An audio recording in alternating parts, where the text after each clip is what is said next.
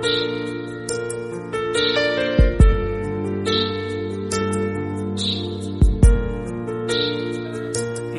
વિદ્યાર્થી મિત્રો, આજના આ વિડીયો લેક્ચર નંબર 2માં આપ સૌનું હાર્દિક સ્વાગત કરું છું. તો વિદ્યાર્થી મિત્રો, આપણે જોતા હતા ચેપ્ટર નંબર 9 જે વન અને વન્યજીવ સંસાધન. તો વન અને વન્યજીવ સંસાધનની અંદર આગળના વિડીયો લેક્ચરમાં આપણે જે અભ્યાસ કર્યો ત્યારબાદ જે આપણે પહોંચ્યા હતા વન્યજીવ સંરક્ષણ માટેના ઉપાયો. તો એ આગળ આપણે તેના વિશેનો અભ્યાસ છે એ હવે કરીશું. વન્યજીવોનું સંરક્ષણ કરવા માટે કેવા ઉપાયો હાથ ધરવા જોઈએ? તો જંગલો માટે આપણો દ્રષ્ટિકોણ અને માનસિકતા બદલવાની જરૂર છે. જંગલો વિશેનો આપણો દ્રષ્ટિકોણ અને માનસિકતા છે બદલવાની જરૂરિયાત છે. આપણે તેને આવક માટેનો અખોટ સ્ત્રોત માનીએ એ ભૂલ ભરેલું છે. તેનું સંરક્ષણ થવું જોઈએ. આપણે એવું માનીએ કે આવક માટેનો એક મહત્વનો સ્ત્રોત છે, કે આવક માટેનો મુખ્ય અખૂટ સ્ત્રોત માનીએ છીએ, પરંતુ એ ભૂલ ભરેલું છે. તેનું સંરક્ષણ થવું જોઈએ. જંગલ વિસ્તારનું સંરક્ષણ થવું જોઈએ, તો જ વન્યજીવો માટેના કુદરતી આશ્રય સ્થાનો બસશે. આપણે પહેલાં તો દ્રષ્ટિકોણ બદલવો જોઈએ, કે દ્રષ્ટિકોણ અને માનસિકતા કે આપણે જંગલોનો વિનાશ કરી દઈએ, જંગલોની આપણે મહત્ત્વ આપતા નથી તો એને મહત્ત્વ આપવું જોઈએ, અને એ પછી એનું સંરક્ષણ કરવું જોઈએ, અને વન્યજીવો માટેના આશ્રય સ્થાનો તો જ બચાવી શકાશે. જંગલોમાં તૃણાહારી અને માંસાહારી પ્રાણીઓની સંખ્યાનું સંતુલન જાળવવું, અને તે માટે જંગલમાં જળ સ્ત્રોતની જાળવણી તથા પાલતુ પશુ શરાણ પર પ્રતિબંધ જેવા પગલાં ભરવા જોઈએ. જંગલોમાં તૃણાહારી અને માંસાહારી પ્રાણીઓની સંખ્યાનું સંતુલન જાળવવું. તૃણાહારી એટલે જે ઘાસ ખાઈને જીવે છે, દાખલા તરીકે ગાય, ભેંસ, બળદ, ઘોડો, બકરી, ઊંટ વગેરે, આ બધા તૃણાહારી થયા. અને માંસાહારી જેમ કે વાઘ, સિંહ, દીપડો, માંસાહારી પ્રાણીઓની સંખ્યાઓનું સંતુલન છે એ જાળવી રાખવું જોઈએ. અને તે માટે જંગલના જળ સ્ત્રોતની જાળવણી કરવી, જંગલોના જળ સ્ત્રોતની જાળવણી કરવી તથા પાલતુ પશુ શરાણ ઉપર પ્રતિબંધ જેવા પગલાં ભરવા. પાલતુ પશુ શરાણ ઉપર, પાલતુ પશુઓ ઉપર પ્રતિબંધ જેવા પગલાં, કારણ કે પાલતુ પશુઓને ત્યાં જંગલમાં પ્રવેશ આપવો નહીં, એવા પ્રતિબંધ જેવા પગલાં ભરવા જોઈએ. પછી શિકાર ડામવા કડક કાયદા અને તેનો સખ્તાઈથી અમલ કરવો જોઈએ. શિકાર ડામવા, શિકારની પ્રવૃત્તિ અટકાવવા માટે, જે વન્યજીવોનો શિકાર થાય છે તો એને અટકાવવા માટે કડક કાયદા અને તેનો સખત કડકાઈથી એનો અમલ કરાવવો જોઈએ. જંગલોમાં થતા ગેરકાયદેસર ખનન કાર્યના પ્રતિબંધ ભંગ માટે કડક સજા અને દંડની જોગવાઈ કરવી જોઈએ. જંગલોમાં થતા ગેરકાયદેસર ખનન કાર્ય, ખનન એટલે ખોદકામ, કે ભાઈ જંગલોની અંદર ગેરકાયદેસર રીતે જે ખનિજ મેળવવા માટે થઈ અને ખોદકામ કરવામાં આવે છે તો એના ઉપર પ્રતિબંધ મૂકવો, અને જો તેનો ભંગ કરે તો એના માટે કડક સજા અને દંડની જોગવાઈ છે એ પણ કરવી જોઈએ. વન્યજીવોના પ્રજનન કાળમાં તેમને ખલેલ ન પડે એવી વ્યવસ્થા ગોઠવવી. વન્યજીવોના પ્રજનન કાળ એટલે કે જે વન્યજીવો જે પોતાના બચ્ચાને જન્મ આપે છે તો એ પ્રજનન કાળમાં તેને ખલેલ, એને કોઈ મુશ્કેલી ન પડે એવી વ્યવસ્થા છે એ પણ ગોઠવવી જરૂરી છે. જંગલ ક્ષેત્રોમાં થતી માછીમારી, વન્ય પેદાશ એકત્રીકરણ કે પ્રવાસનથી વન્યજીવો પર પડનારી અસરોનો અભ્યાસ કરી એ મુજબ પગલાં ભરવા જોઈએ. જંગલ ક્ષેત્રોમાં થતી માછીમારી પ્રવૃત્તિ, કારણ કે જંગલ વિસ્તારની અંદર માછીમારી પ્રવૃત્તિ એવી છે કે દરિયામાંથી જોઈએ તો માછલીઓ ભેગી કરવામાં આવે છે, અને પછી એનો પ્રવૃત્તિ, એનો મત્સ્ય ઉદ્યોગ છે એ જંગલ વિસ્તારમાં, જેથી કરીને એની દુર્ગંધ છે કોઈ રહેણાંક વિસ્તારમાં ન આવે. તો માછીમારી પ્રવૃત્તિ. વન્ય પેદાશ એકત્રીકરણ, વન્ય પેદાશોને જે ભેગી કરવી, કે પ્રવાસનથી વન્યજીવો પર પડનારી અસરોનો અભ્યાસ કરી, કે ભાઈ પ્રવાસીઓ આવે છે તો એની વન્યજીવો ઉપર શું અસર પડે છે તો એનો અભ્યાસ કરી અને તે મુજબ પગલાં ભરવા જોઈએ. સમાજમાં વ્યાપકપણે જનજાગૃતિ કાર્યક્રમ યોજવા, સમાજમાં વ્યાપકપણે જનજાગૃતિ કાર્યક્રમ યોજવા જોઈએ. જવાબદાર નાગરિક જૂથોએ વન્યજીવ સંરક્ષણ કાર્ય માટે તંત્ર જો શિથિલ હોય તો તેના પર દબાણ ઊભું કરી અને આ કામગીરીને પ્રાથમિકતા આપવી જોઈએ. જવાબદાર નાગરિક જૂથોએ વન્યજીવ સંરક્ષણ માટે તંત્ર જો શિથિલ હોય, તંત્ર શિથિલ એટલે ઢીલું, નબળું હોય તો તેના પર દબાણ ઊભું કરી અને આ કામગીરીને જે વન્યજીવોના સંરક્ષણની કામગીરીને મહત્ત્વ આપવું જોઈએ. એ પછી જોઈએ તો આટલું જાણો. એની અંદર જોઈએ તો ગંગે ડોલ્ફિન છે. જોકે એ કોઈ પરીક્ષાની અંદર પૂછાતું નથી, એ માત્ર આપણી જાણ માટે છે. ગંગા નદીની અંદર જે ડોલ્ફિન એટલે જે માછલી છે એના વિશેનો અભ્યાસ છે અહીં આપેલો છે. તો દરેક વિદ્યાર્થી મિત્રોને જણાવવાનું કે પોતાની ટેક્સ્ટ બુકમાંથી તેનો અભ્યાસ છે એ દરેક વિદ્યાર્થી કરી લેવો ગંગે ડોલ્ફિન વિશેનો. એ પછી જોઈએ તો વન્યજીવ સંરક્ષણ યોજના. વન્યજીવોની સંરક્ષણ માટેની યોજનાઓ. તો ભારતમાં વન્યજીવોના સંરક્ષણ માટે કેટલીક ખાસ યોજનાઓ અમલમાં મૂકવામાં આવી છે. આ યોજનાઓ અંતર્ગત સંકટમાં આવી પડેલ પ્રજાતિઓ અને નજીકના ભવિષ્યમાં લુપ્ત થવાનો ભય હોય એવી પ્રજાતિઓના સંરક્ષણ માટે ખાસ યોજના શરૂ કરવામાં આવી. ભારતમાં વન્યજીવોના સંરક્ષણ માટે કેટલીક ખાસ યોજનાઓ અમલમાં મૂકવામાં આવી છે. આ યોજનાઓ અંતર્ગત જોઈએ તો સંકટમાં આવી પડેલ પ્રજાતિઓ, કે આવનારા સમયમાં સંકટમાં વિનાશ થવાના આરે છે, સંકટમાં આવી પડેલ પ્રજાતિઓ અને નજીકના ભવિષ્યમાં લુપ્ત થવાનો ભય છે, એટલે કે જે પ્રજાતિઓ નજીકના ભવિષ્યમાં લુપ્ત થવાની છે એવી પ્રજાતિઓના સંરક્ષણ માટે આ ખાસ યોજના શરૂ કરવામાં આવી. જે સંરક્ષણ યોજના શું કામ શરૂ કરવામાં આવી? તો કે વન્યજીવોના સંરક્ષણ માટે, કે નજીકના ભવિષ્યમાં લુપ્ત થવાનો ભય છે અથવા તો એવી પ્રજાતિઓ સંરક્ષણ માટેની ખાસ યોજનાઓ શરૂ કરવામાં આવી. એમાંની કેટલીક મહત્ત્વની યોજનાઓ આપણે ટૂંકમાં પરિચય અહીંયા મેળવશું. તો સૌથી પહેલાં જોઈએ તો વાઘ પરિયોજના. એક અંદાજ મુજબ 20મી સદીની શરૂઆતમાં ભારતના જંગલોમાં લગભગ 40,000 કરતાં પણ વધારે વાઘ હોવાનો ઉલ્લેખ છે. કે ભાઈ એક અંદાજ પ્રમાણે જોઈએ તો 20મી સદીના શરૂઆતમાં ભારતના જંગલોની અંદર જોઈએ તો 40,000 કરતાં પણ વધારે વાઘ હોવાનો ઉલ્લેખ છે. અનિયંત્રિત ગેરકાયદેસર થતા શિકાર અને નિર્વિનીકરણના પરિણામે વાઘના અસ્તિત્વ માટે બહુ મોટો ખતરો ઊભો થયો છે. અનિયંત્રિત ગેરકાયદેસર થતો શિકાર, કારણ કે પહેલાં 40,000 જેવી સંખ્યા હતી, પરંતુ જેમ ફાવે તેમ અને ગેરકાયદેસર રીતે થતો શિકાર અને નિર્વિનીકરણ એટલે જંગલોનું નષ્ટ થવું, જંગલોનો વિનાશ થવાને પરિણામે વાઘના અસ્તિત્વ માટે બહુ મોટો ખતરો ઊભો થયો. કે ભાઈ વાઘને ક્યાં રહેવું, કારણ કે એનો કુદરતી આવાસ છે જંગલ છે, જંગલ લોકોએ કાપી નાખે છે અને વાઘનો શિકાર પણ કરે છે કેટલાક લોકો ગેરકાયદેસર રીતે. તો એના પરિણામે જોઈએ તો વાઘના અસ્તિત્વ માટે બહુ મોટો ખતરો ઊભો થયો છે. તે સંજોગોમાં 1971માં વાઘ બચાવવાના હેતુથી આ પરિયોજના શરૂ કરવામાં આવી. યાદ રાખવાનું, આ યોજના ક્યારે? વાઘ પરિયોજના 1971માં. કારણ કે આ જોડકા ખાલી જગ્યાની અંદર છે અથવા વિકલ્પમાં આવું પૂછાઈ શકે. આવી બધી યોજનાની ચાલ આવશે ક્યારે શરૂ થઈ. તો એ સંજોગોમાં 1971માં વાઘ બચાવવાના હેતુથી આ પરિયોજના શરૂ કરાય છે. જે મુજબ વાઘના કુદરતી આવાસોને સુરક્ષિત રાખવા અને તેનું પર્યાવરણીય સંતુલન જાળવવા રાષ્ટ્રીય સ્તરેથી શ્રેણીબદ્ધ પગલાં લેવામાં આવ્યા છે. તે પ્રમાણે જોઈએ તો વાઘના કુદરતી આવાસોને સુરક્ષિત રાખવા માટે અને પર્યાવરણીય સંતુલન જાળવવા, વાઘના કુદરતી આવાસોને સુરક્ષિત રાખવા અને પર્યાવરણીય સંતુલન જાળવવા માટે રાષ્ટ્રીય સ્તરેથી શ્રેણીબદ્ધ પગલાં લેવામાં આવ્યા છે. અત્યારે દેશમાં કુલ 40 જેટલા ક્ષેત્રોમાં આ યોજના કાર્યરત છે. દેશની અંદર 40 જેટલા ક્ષેત્રોમાં આ વાઘ પરિયોજના છે એ કાર્યરત છે. વાઘ બચાવવા માટેની, વાઘનું સંરક્ષણ કરવા માટેની આ યોજના જે 1971માં શરૂ કરવામાં આવી હતી. એ પછી આટલું જાણો. એમાં જોઈએ તો દીપડો એ બિલાડી કુળનો છે. સિંહ અને વાઘની તુલનામાં તે નાનું કદ ધરાવે છે. તેની વસ્તી સમગ્ર ભારતમાં જોવા મળે છે. તે સંપૂર્ણ કાળા રંગના પણ જોવા મળે છે.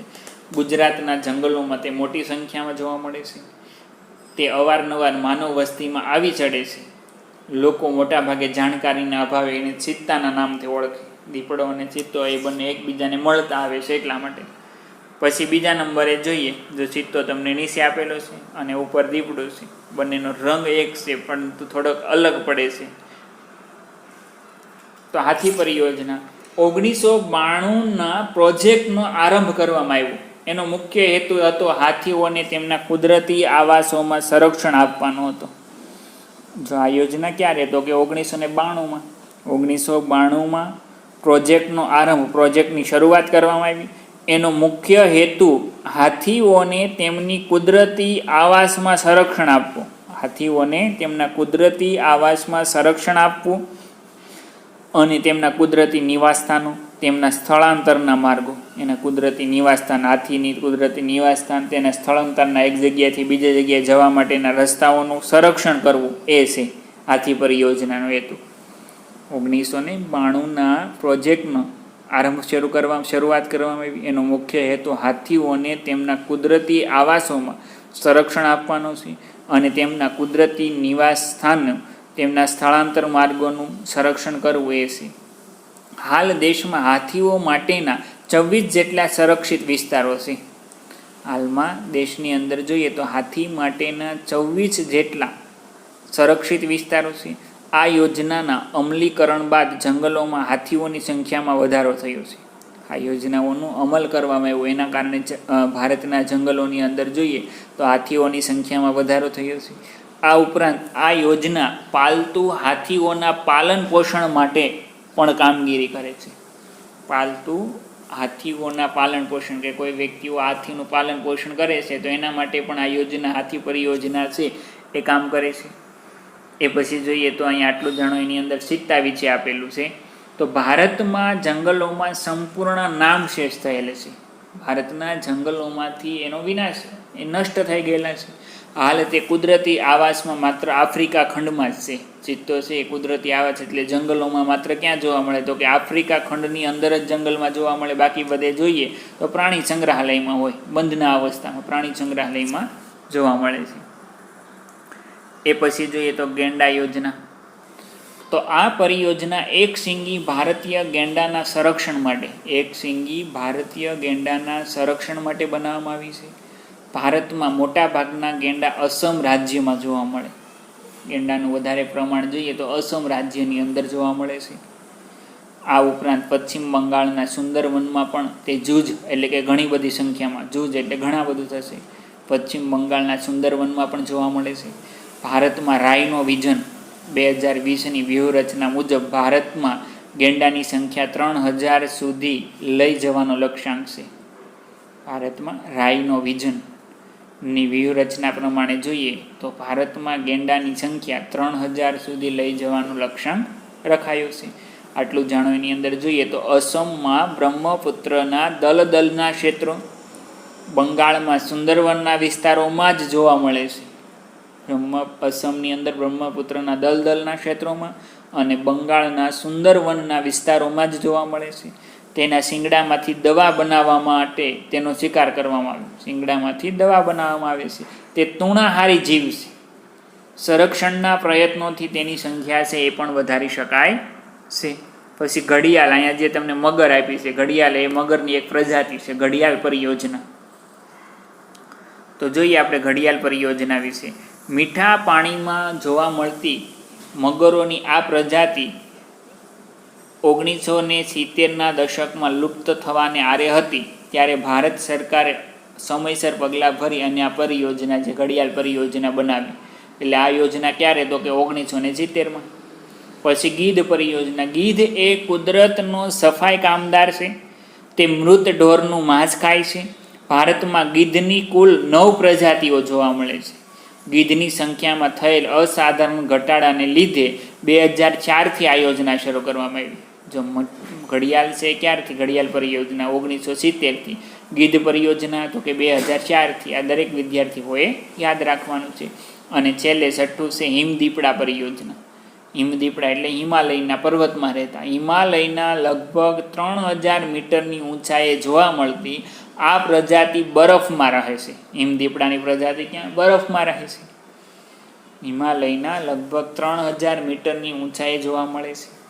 સ્થાનિક લોકોમાં હિમદીપડા બાબતે જાણકારી વધે. સ્થાનિક લોકોમાં હિમદીપડા બાબતે જાણકારી વધે અને તેના સંરક્ષણ માટે લોકો જાગૃત થાય, એ હેતુથી 2000માં આ પરિયોજના શરૂ કરવામાં આવી. ઈસવીસન 2000માં આ પરિયોજના શરૂ કરાઈ છે. આ ઉપરાંત કાશ્મીરી હંગુલ પરિયોજના, લાલ પાંડા પરિયોજના, મણિપુરમાં જોવા મળતી એક વિશિષ્ટ હરણની પ્રજાતિ માટે મણિપુર થામિલ પરિયોજના હરણની પ્રજાતિ માટેની છે.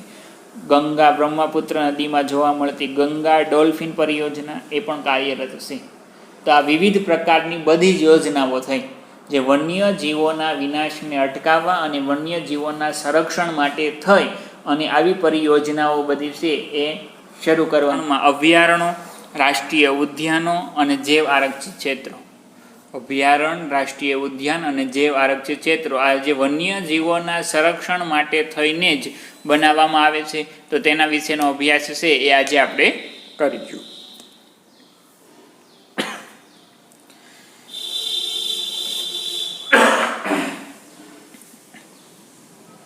તો વન્યજીવોના સંરક્ષણ હેતુસર અભયારણ્ય, રાષ્ટ્રીય ઉદ્યાન કે જૈવ આરક્ષિત ક્ષેત્રોની સ્થાપના કરવામાં આવે છે. કે વન્યજીવોના સંરક્ષણ હેતુસર કે ભાઈ વન્યજીવોનું સંરક્ષણ થઈ શકે એ હેતુથી અભયારણ્ય, રાષ્ટ્રીય ઉદ્યાન અને જૈવ આરક્ષિત ક્ષેત્રોની સ્થાપના છે એ કરવામાં આવે છે. આ ત્રણેય શબ્દો એકબીજાના પર્યાય જેવા લાગે છે કે આ ત્રણેય શબ્દો જોઈએ તો એકબીજાના પર્યાય એટલા માટે કે ત્રણેયની અંદર એક જ વસ્તુ છે કે ભાઈ વન્ય જીવોનું સંરક્ષણ કરવું. વન્ય જીવોના રક્ષણ કરવાની જ વાત છે એ ત્રણેયની અંદર આપેલી છે. પરંતુ તેમાં તફાવત છે એના વિશેનો આપણે પરિચય છે એ આગળ મેળવીએ. તો સૌથી પહેલાં અભયારણ્ય.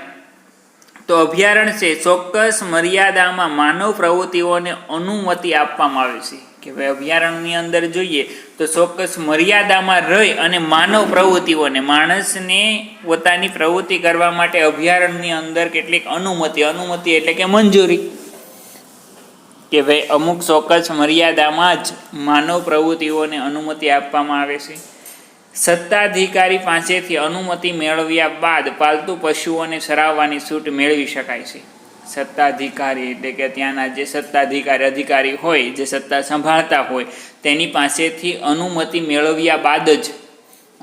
મંજૂરી મેળવ્યા બાદ જ પાલતુ પશુઓને સરાવવાની છૂટ મેળવી શકાય છે.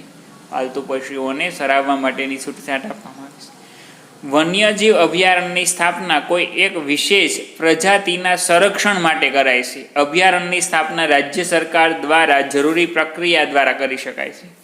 કે ભાઈ વન્યજીવ અભયારણ્યની સ્થાપના શા માટે કરવામાં આવે છે તો કે કોઈ એક વિશિષ્ટ પ્રજાતિના સંરક્ષણ માટે.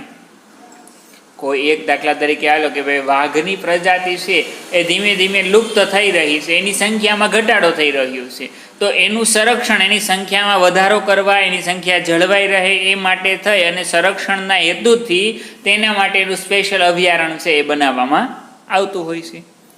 અભયારણ્યની સ્થાપના રાજ્ય સરકાર દ્વારા જરૂરી પ્રક્રિયા દ્વારા કરી શકાય. રાજ્ય સરકાર દ્વારા જ અભયારણ્યની સ્થાપના કરવામાં આવે છે.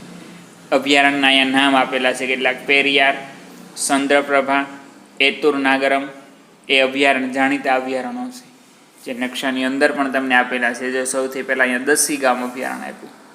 દસી ગામ, પછી કોરબેટ, કેવલાદેવ, રણથંભોર, શિવપુરી, ચંદ્રપ્રભા, કાન્હા, વેળાવદર જો તમને અહીંયા આપેલા છે. વન્યજીવ અભયારણ્ય માટે બ્લુ ટીપકું છે. પક્ષી અભયારણ્ય અને રાષ્ટ્રીય ઉદ્યાન જેમ કે અહીંયા આપેલું છે બાંદીપુર રાષ્ટ્રીય ઉદ્યાન, સિમલીપાલ. તો વિદ્યાર્થી મિત્રો અહીંયા કાજીરંગા, મનાસ, આમાંથી કોઈ પણ અભયારણ્ય વિશે દર વખતે જો કે પૂછાય જ છે, નકશામાં પૂછાય. આ રીતે નકશો આપે એ નકશાની અંદર એમ કહે ભાઈ કાન્હા રાષ્ટ્રીય ઉદ્યાન જણાવો. આની ટોટલ 4 વિગત પૂછાય. આવી અલગ અલગ ચેપ્ટરમાંથી એક એમ કરી અને ટોટલ 4 વિગત પૂછાય. આ 4 માર્કનું પૂછાય છે. દર વર્ષે દરેક પરીક્ષાની અંદર 4 માર્કનો નકશો પૂછાય. એની અંદર આ એક રાષ્ટ્રીય અભયારણ્ય કોઈ પણ હોય. દાખલા તરીકે એમ કીધું કે ભાઈ કાન્હા રાષ્ટ્રીય અભયારણ્ય જણાવો, રાષ્ટ્રીય ઉદ્યાન જણાવો. તો કાન્હા છે અહીંયા જો વચ્ચે બરોબર મધ્યપ્રદેશમાં આવેલું છે, એની નિશાની કરવી, ત્યાં કાન્હા લખી અને કોઈ સંજ્ઞા વડે દર્શાવવાનું રહેતું હોય છે. આ રીતે પછી આપણે આગળ નકશો છે એ પણ સમજાવશું. નકશા વિશેની સમજૂતી એ પણ તમારે રૂબરૂ જે બોર્ડ દ્વારા જ સમજી શકાય એમ છે. એટલા માટે નેક્સ્ટ ટાઈમ આપણે એનો અભ્યાસ છે નકશાનો એ ફરીવાર કરીશું. એ પછી જોઈએ તો રાષ્ટ્રીય ઉદ્યાન. તો અભયારણ્યની તુલનામાં આ વધારે સંરક્ષિત છે, કે ભાઈ રાષ્ટ્રીય ઉદ્યાન છે અભયારણ્ય કરતાં વધારે સંરક્ષિત છે, કે એમાં વધારે સુરક્ષા, જે વન્યજીવો કે પશુઓની જે વધારે સુરક્ષા છે આપવામાં આવે છે, તેમાં એકથી વધારે પારિસ્થિતિક તંત્ર સમાવિષ્ટ હોય છે. તેમાં એકથી વધારે પારિસ્થિતિક તંત્ર એટલે અન્ય વન્યજીવો, એક કરતાં વધારે વન્યજીવો એની અંદર સમાવિષ્ટ થયેલા હોય છે. નાના મોટા એકબીજાના પારિસ્થિતિક તંત્ર જેને કહેવાય છે એવા વન્યજીવોનો સમાવેશ થયો. પાલતુ પશુઓને સરાવવા પર સંપૂર્ણ પ્રતિબંધ હોય છે. જો રાષ્ટ્રીય ઉદ્યાનની અંદર કોઈ પણ વ્યક્તિ પાલતુ પશુ સરાવવા માટે જઈ શકે નહીં. પાલતુ પશુઓને સરાવવા માટે સંપૂર્ણ પ્રતિબંધ હોય છે. અભયારણ્યની જેમ તે કોઈ ચોક્કસ વિશેષ પ્રજાતિ પર કેન્દ્રિત હોતું નથી. જો અભયારણ્યમાં કેવું હોય, મેં કીધું એમ કે ભાઈ વાઘની સંખ્યા ઘટે તો એ વાઘ ઉપર જ વધારે ફોકસ કરે. સ્પેશિયલ વાઘના સંરક્ષણ માટે થઈને જ અભયારણ્ય બનાવવામાં આવે. પરંતુ આમાં એવું કીધું છે કે ભાઈ અભયારણ્યની જેમ કોઈ એક વિશેષ પ્રજાતિ પર કેન્દ્રિત હોતું નથી. કોઈ એક જ પ્રકારની પ્રજાતિ ઉપર નથી, પરંતુ ઘણી બધી પ્રજાતિ. આમાં કીધું આગળ કે અન્ય બધા એક કરતાં વધારે પારિસ્થિતિક તંત્ર સમાવેશ થયેલા હોય છે. એક કરતાં વધારે વન્ય જીવ છે એનું સંરક્ષણ છે એ કરવામાં આવતું હોય છે. તેની સ્થાપના રાજ્ય અને કેન્દ્ર સરકારના સંકલનથી થાય. રાષ્ટ્રીય ઉદ્યાનની સ્થાપના કઈ રીતે? તો કે કેન્દ્ર સરકાર અને રાજ્ય સરકારના સંકલનથી સ્થાપના કરાય છે. એ પછી એના રાષ્ટ્રીય ઉદ્યાનના નામ આપેલા છે: કાજીરંગા, કોર્બેટ, વેળાવદર, દરિયાઈ રાષ્ટ્રીય ઉદ્યાન, ગીર, દચ્છીગામ વગેરે અગત્યના રાષ્ટ્રીય ઉદ્યાનો છે એ જોવા મળે છે, જે આગળ આપણે હમણાં નકશાની અંદર જ જોયા. એ બધા રાષ્ટ્રીય ઉદ્યાનો, અભયારણ્ય અને જૈવ આરક્ષિત ક્ષેત્રો પણ આવી જાય છે. તો આ વાત થઈ આપણે અહીંયા રાષ્ટ્રીય ઉદ્યાન વિશેની. એ પછી જોઈએ તો જૈવ આરક્ષિત ક્ષેત્ર. તો તેની રચના આંતરરાષ્ટ્રીય માપદંડ અનુસાર કરાય છે. આંતરરાષ્ટ્રીય માપદંડ એટલે જે વિશ્વના અલગ અલગ દેશો, જે આંતરરાષ્ટ્રીય, જે એક દેશથી બીજા દેશ, એમ વિશ્વમાં બધી જગ્યાએ એક સરખું લાગુ પડે, તો એ આંતરરાષ્ટ્રીય માપદંડ નિયમ અનુસાર એની સ્થાપના કરાય છે. જે તે ક્ષેત્રની પ્રાકૃતિક અને સાંસ્કૃતિક વિવિધતાનું સંરક્ષણ કરવાનો હેતુ રહેલો છે.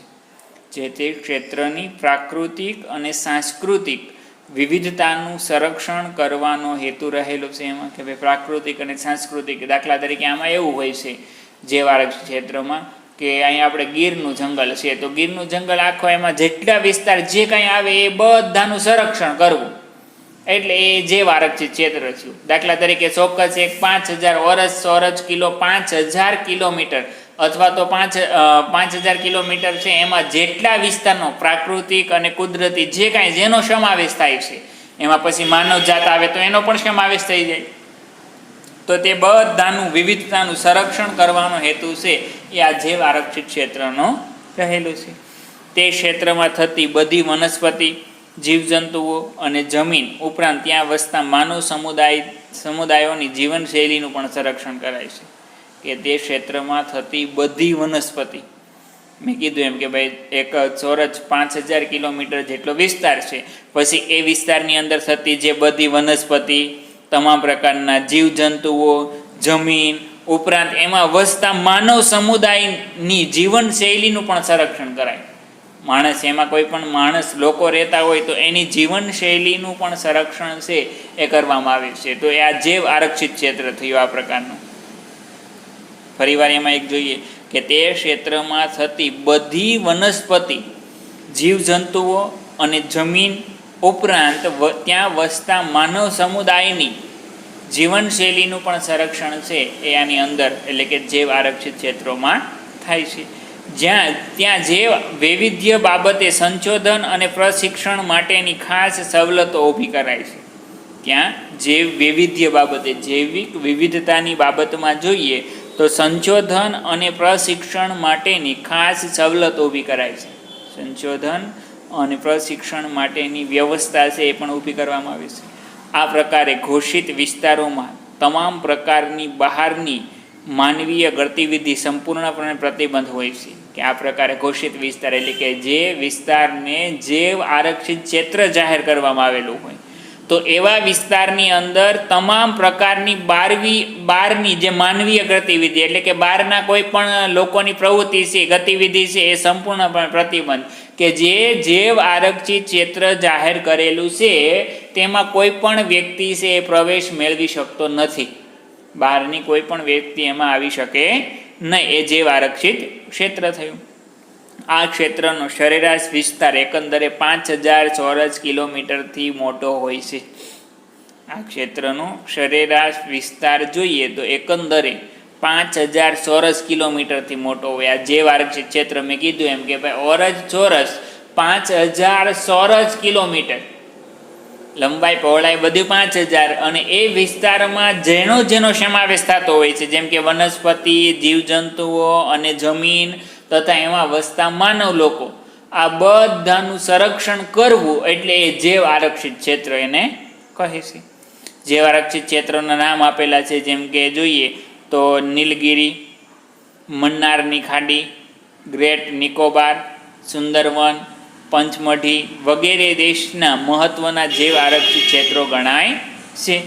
ગુજરાતના કચ્છના રણની વિશિષ્ટ પરિસ્થિતિના સંરક્ષણ હેતુસર 2008ની સાલમાં તેને જૈવ આરક્ષિત ક્ષેત્ર ઘોષિત કરાયું છે. જો ગુજરાતની અંદર પણ એક જૈવ આરક્ષિત ક્ષેત્ર આવેલું છે, જેમ કે કચ્છના રણની વિશિષ્ટ પરિસ્થિતિના કચ્છનું રણ છે કે એનો વિકાસ કરવા માટે, એ પરિસ્થિતિનું સંરક્ષણ કરવા માટે થઈ અને 2008ની સાલમાં તેને જૈવ આરક્ષિત ક્ષેત્ર તરીકે ઘોષિત કરાયું છે. 2008ની સાલમાં તેને જૈવ આરક્ષિત ક્ષેત્ર તરીકે જાહેર કરવામાં આવેલું છે. પછી જો તમને અહીંયા આપેલા છે જૈવ આરક્ષિત ક્ષેત્રો કેટલા છે, કુલ રાષ્ટ્રીય ઉદ્યાન કેટલા, અભયારણ્ય કેટલા, તો સૌથી પહેલાં આપણે ભારતની અંદર જોઈએ તો ભારતમાં અભયારણ્યની સંખ્યા કેટલી છે, આપણે જે ભણ્યા એ પ્રમાણે લઈએ તો ભારતની અંદર અભયારણ્યો તમે અહીં જોઈ શકો છો 531 છે. ભારતમાં કુલ અભયારણ્ય કેટલા છે? 531. પછી ભારત દેશની અંદર રાષ્ટ્રીય ઉદ્યાન કેટલા છે? તો કે 103. ભારતમાં રાષ્ટ્રીય ઉદ્યાન કેટલા છે? 103.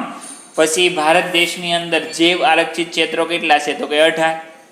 જૈવ આરક્ષિત ક્ષેત્રોની સંખ્યા કેટલી છે? 18. તો આ ભારતની થઈ કે ભાઈ રાષ્ટ્રીય ઉદ્યાન 531, અભયારણ્ય 531, રાષ્ટ્રીય ઉદ્યાન 103 અને જૈવ આરક્ષિત ક્ષેત્રો 18. એવી જ રીતે ગુજરાતની અંદર કે ગુજરાતમાં અભયારણ્યની સંખ્યા કેટલી છે? તો કે 23. ગુજરાતમાં અભયારણ્યોની સંખ્યા 23ની છે. પછી રાષ્ટ્રીય ઉદ્યાન કેટલા? તો કે 4. રાષ્ટ્રીય ઉદ્યાનની સંખ્યા 4 અને ગુજરાતની અંદર જૈવ આરક્ષિત ક્ષેત્ર 1. તો આ યાદ રાખવાનું છે. ખાસ કરીને ખાલી જગ્યા કે વિકલ્પની અંદર ગુજરાત અથવા ભારતનું કાંઈ પણ પૂછી શકે, એમાં કન્ફ્યુઝ આડાવડું ન થવું જોઈએ. ફરીવાર દરેક વિદ્યાર્થી મિત્રોએ આની ખાસ તૈયારી કરવાની છે કે ભાઈ ભારતમાં અભયારણ્ય કેટલા છે? 531. રાષ્ટ્રીય ઉદ્યાન કેટલા છે? 103. જૈવ આરક્ષિત ક્ષેત્રો કેટલા છે? તો કે 18. આ ભારતની વાત થઈ બધી. હવે ગુજરાતની અંદર અભયારણ્ય કેટલા છે? તો કે 23. રાષ્ટ્રીય ઉદ્યાન કેટલા છે? તો કે 4 અને જૈવ આરક્ષિત ક્ષેત્ર કેટલા છે? તો કે 1. આ પ્રમાણે દરેક વિદ્યાર્થી મિત્રોએ તેને ખાસ યાદ રાખવાનું છે. એ પછી આગળ જોઈએ વિકાસ પ્રક્રિયા અનિવાર્ય એટલે જરૂરી કે ભાઈ વિકાસની પ્રક્રિયા છે તો જરૂરી છે. કાયમી માટે કોઈક ને કંઈક લોકો અનેક રીતે વિકાસ સાધતા જ હોય છે, પણ સાથે સાથે આપણે સમગ્ર જીવસૃષ્ટિ પર પડનારા દુષ્પ્રભાવની અસરોનું પણ આયોજન દરમિયાન ખ્યાલ રખાય એ અત્યંત જરૂરી છે.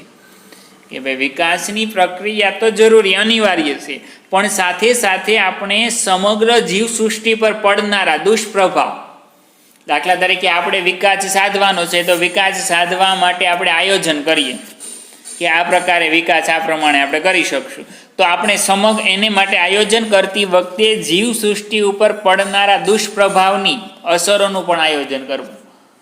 કે ભાઈ આપણે જે વિકાસ સાધીએ છીએ એને કારણે જીવસૃષ્ટિ ઉપર એનો ખરાબ પ્રભાવ પડે, ખરાબ અસર પડે છે, તો એ અસરોનું પણ આયોજન દરમિયાન ખ્યાલ રખાય તે અત્યંત ખૂબ જ જરૂરી છે.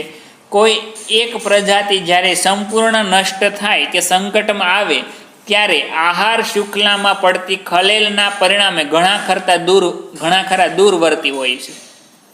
જ્યારે સંપૂર્ણ, એમાં કીધું છે એક પ્રજાતિ જ્યારે સંપૂર્ણ નષ્ટ થાય અથવા તો સંપૂર્ણ સંકટમાં આવે ત્યારે તેની આહાર શુક્લામાં અસર પડે. આહાર શુક્લા એટલે એક બીજી સાંકળ જેવું છે. દાખલા તરીકે હાલો, ઉંદર છે, ઉંદરને બિલાડી ખાય, બિલાડી છે તો બિલાડીને કૂતરો ખાશે, કૂતરો છે તો એને કોઈ હિંસક પ્રાણી ખાશે.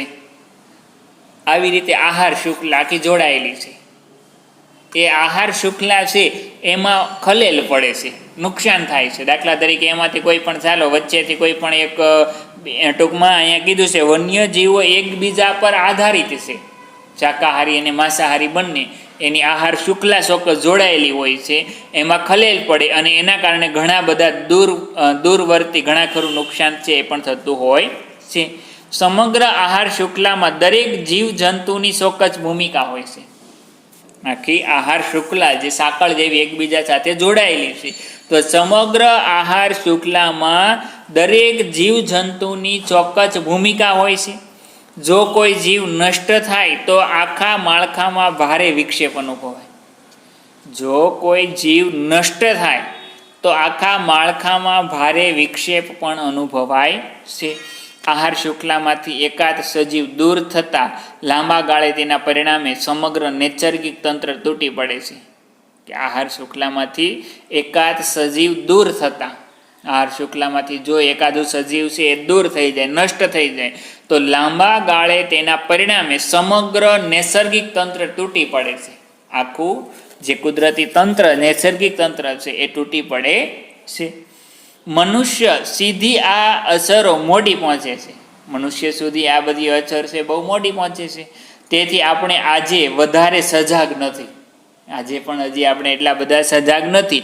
જે પર્યાવરણીય સંકટોનો આપણે સામનો કરી રહ્યા છીએ તે દાયકાઓ પૂર્વે સેવેલી બેકાળજીનું પરિણામ છે. કે જે પર્યાવરણીય સંકટોનો આપણે સામનો કરી રહ્યા છીએ, પર્યાવરણીય સંકટો જે આવી પડે છે એનો આપણે જે સામનો કરી રહ્યા છીએ તે દાયકાઓ પૂર્વે, એટલે કે ઘણા બધા વર્ષો પહેલાં સેવેલી બે કાળજીનું પરિણામ છે. કે ભાઈ આજથી ઘણા બધા વર્ષો પહેલાં આપણા જે બાપદાદાએ જે કાંઈ બેકાળજી, બેદરકારી રાખી હતી એના કારણે આજે એનો સામનો કરવો પડે છે. પર્યાવરણીય સંકટોનો આજે આપણે સામનો કરવો પડે છે. આવતીકાલને ઉજળી બનાવવા આયોજનબદ્ધ વિકાસ કરીશું તો વાંધો નહીં આવે. આવતીકાલ એટલે આપણી પછીની પેઢીને ઉજળી બનાવવા માટે જો આપણે આયોજનબદ્ધ રીતે, આયોજનપૂર્વક વિકાસ કરીશું તો વાંધો નહીં આવે. પર્યાવરણ સાથેનો મૈત્રીપૂર્ણ વ્યવહાર એ આજની તાતી જરૂરિયાત છે. પર્યાવરણ સાથેનો મૈત્રીપૂર્ણ એટલે કે મિત્રતાભર્યો વ્યવહાર એ આજની ખૂબ જ અગત્યની જરૂરિયાત બની છે. પછી આટલું જાણો, એની અંદર હેણોત્રો વિશે આપેલું છે. અહીંયા બાજુમાં તમને જોવા મળે છે વન્યજીવ છે. આ પ્રાણી શુષ્ક તથા અર્ધશુષ્ક વિસ્તારમાં આવેલા ખારયુક્ત જંગલ તથા ઘાસભૂમિ, રણપ્રદેશ કે અર્ધ રણપ્રદેશમાં વસે છે. ગુજરાતના કચ્છ જિલ્લામાં નાના અને મોટા રણમાં પણ જોવા મળે છે. બન્ની તથા નારાયણ સરોવર અભયારણ્યમાં તેની વસ્તી છે. શિયાળથી થોડું ઊંચું હોય છે, ભરાવદાર હોય છે અને ગોળ મોઢું અને ઊંચા કાનથી તેની ઓળખ છે. આ કાન જે ઊંચા એ તેમની ઓળખ છે. નાના કદના પક્ષીઓ અને પ્રાણીઓનો તે શિકાર કરે છે. જો આહાર શુક્લામાં એ નાના કદના પક્ષી અને પ્રાણીઓનો શિકાર કરે છે. તેના પદ ચિહ્નો પરથી તે ઉપસ્થિત આવે છે. પદ ચિહ્નો ઉપરથી તે દેખાઈ આવે છે. તો આ વાત છે અહીંયા હેણોત્રોની. હેણોત્રો પછી તમને અહીંયા જોવા જેવું છે ડુગાગ. તો એક વિશિષ્ટ જળચર છે, જળચર પ્રાણી છે. જળચર છે ભારતના પશ્ચિમી સમુદ્ર કિનારે એટલે કે કચ્છના અખાતમાં તે હાલમાં અત્યંત જૂજ સંખ્યામાં જોવા મળે. હાલમાં પણ આ ડુગાગ છે એ વધારે ઘણી બધી સંખ્યામાં જોવા મળે છે. આ ક્ષેત્રો ઉપરાંત તેની વસ્તી આફ્રિકાના પૂર્વ કિનારે, દક્ષિણ પૂર્વ એશિયાના સમુદ્ર કિનારે અને ઓસ્ટ્રેલિયાના ઉત્તર કિનારે જોવા મળે છે. તેનો મુખ્ય ખોરાક સમુદ્રી ઘાસ અને વનસ્પતિ હોય છે. પણ ક્વચિત એટલે ક્યારેક તે જળચરોનો આહાર પણ કરે છે. ક્વચિત એટલે કે ક્યારેક, અમુક સમયે તે જળચરોનો પણ આહાર કરે છે. તેના માંસ અને તેની ચરબીમાંથી તેલ મેળવવામાં આવે છે. ડુગાગના માંસ અને ચરબીમાંથી તેલ મેળવવામાં આવે છે. તેનો શિકાર ખૂબ તેલ મેળવવા માટે એનો શિકાર છે એ ખૂબ જ કરવામાં આવ્યો છે. એક સમયે ડુગાગ ગુજરાતના તેમાંય ખાસ કરીને સૌરાષ્ટ્રના કિનારે જોવા મળતા હતા. તે આજે ત્યાં જવલે એટલે કે ક્યારેક જોવા મળે. એક સમય એવો હતો કે ભાઈ ડુગાગ છે એ ગુજરાતના અને તેમાંય ખાસ કરીને સૌરાષ્ટ્રના કિનારે જોવા મળતા, પરંતુ આજે એની સંખ્યા જવલે એટલે કે અમુક અંશે ક્યારેક જ જોવા મળે છે. તો વિદ્યાર્થી મિત્રો, આજે આપણે આ પાઠને પૂર્ણ કરીએ છીએ. વન અને વન્યજીવ સંસાધન વિશેનો અભ્યાસ છે એ આપણે અહીંયા કરી ચૂક્યા છીએ. તો આગળથી પહેલેથી આપણે જોઈએ.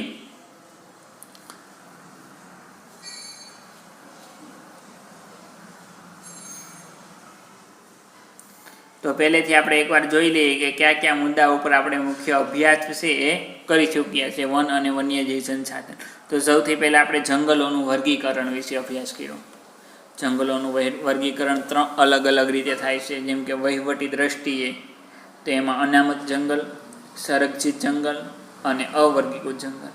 પછી માલિકી, વહીવટ અને વ્યવસ્થાપનની દ્રષ્ટિએ જોઈએ તો રાજ્ય માલિકીનું જંગલ, સામુદાયિક વન અને ખાનગી જંગલ. પછી નિર્વિનીકરણ અને એની અસરો. નિર્વિનીકરણ એટલે શું થશે તો કે જંગલોનું નષ્ટ થવું. તે જંગલોનું નષ્ટ થવું. નિર્વિનીકરણની અસરો, જંગલ વિનાશની અસરો પણ આપણે જોઈએ.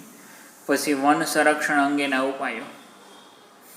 વન સંરક્ષણ અંગેના અનેક ઉપાયો જે છે એ પણ આપણે અહીંયા અભ્યાસ કરી ચૂક્યા છીએ.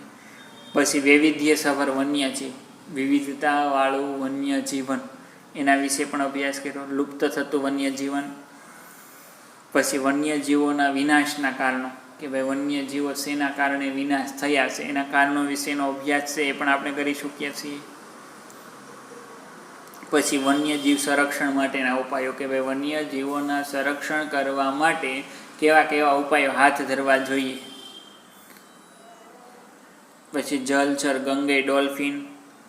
પછી વન્યજીવ સંરક્ષણ માટેની અનેક યોજનાઓ જોઈએ. આ ખાસ યાદ રાખવાનું છે. આમાંથી કોઈ પણ યોજના છે એ વારંવાર પૂછાતી હોય છે.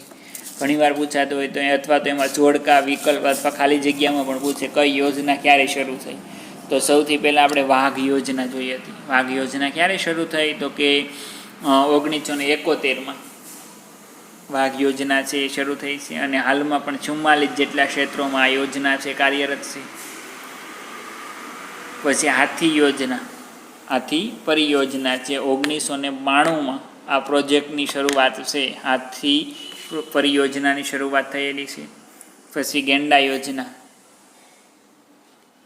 તો ગેંડા યોજના પ્રમાણે જોઈએ તો આમાં અભ્યાસ તો જો કે આપણે કરી ગયા છીએ, પણ ફરીવાર એકવાર જોઈએ તો ગેંડા પરિયોજના એકશીંગી ભારતીય ગેંડાના સંરક્ષણ માટે બનાવવામાં આવી છે.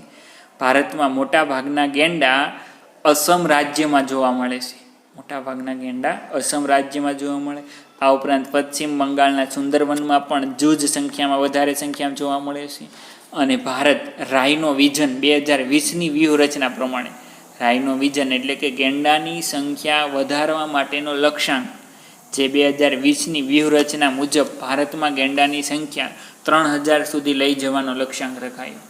કે ભારતમાં 2020 સુધીમાં ગેંડાની સંખ્યા 3000 સુધી લઈ જવા એવો લક્ષ્યાંક છે એ રાઇનો વિઝન રખાયો હતો. પછી ઘડિયાળ પરિયોજના. ઘડિયાળ પરિયોજના ક્યારે તો કે 1970માં. ગીધ પરિયોજના 2004માં. ગીધ પરિયોજના 2004માં. અને પછી હિમદીપડા પરિયોજના. પછી આપણે જે આજે અભ્યાસ કર્યો એ અભયારણ્ય, રાષ્ટ્રીય ઉદ્યાન અને જૈવ આરક્ષિત ક્ષેત્ર એ પણ મહત્વનું છે. ઘણીવાર અભયારણ્ય એટલે શું એવું પણ પૂછાતું હોય છે. તો અભયારણ્ય એટલે કે જ્યાં વન્યજીવો નિર્ભયતાથી રહી શકે છે અને ત્યાં જેનું સંરક્ષણ અને રક્ષણ કરવામાં આવે છે તેવા સુરક્ષિત જગ્યા એ અભયારણ્ય અથવા તો અભયારણ્ય વિશેની ચોક્કસ વ્યાખ્યા છે એ પણ તમને મળી રહેશે સંગાથ અથવા તો કોઈ પણ બીજું મટીરિયલની અંદર. અભયારણ્ય, રાષ્ટ્રીય ઉદ્યાન અને જૈવ આરક્ષિત ક્ષેત્ર નકશાની અંદર ત્રણેય બાબતોનો સમાવેશ છે એ કરેલો છે. દરેક વિદ્યાર્થીને જણાવવાનું કે ટેક્સ્ટ બુકમાંથી આ નકશો છે એ જોવો, વાંચવો અને રાષ્ટ્રીય ઉદ્યાન, જૈવ આરક્ષિત ક્ષેત્રો, પછી આ ખાસ કરીને આ કોષ્ટક યાદ રાખવાનું છે. ભારત અને ગુજરાતમાં કેટલા અભયારણ્ય છે, કેટલા રાષ્ટ્રીય ઉદ્યાન છે અને કેટલા જૈવ આરક્ષિત ક્ષેત્રો છે એ પણ ખાસ દરેક વિદ્યાર્થી મિત્રોએ યાદ રાખવાનું છે. અને પછી હોમવર્કમાં દરેક વિદ્યાર્થીને આનું સ્વાધ્યાય જે છે એ દરેક વિદ્યાર્થી મિત્રોને જણાવવાનું કે આખું સ્વાધ્યાય છે એ વ્યવસ્થિત સારા અક્ષરે લખવાનું છે અને પછી એને પાકું પણ કરવાનું છે. થેન્ક યુ વિદ્યાર્થી મિત્રો.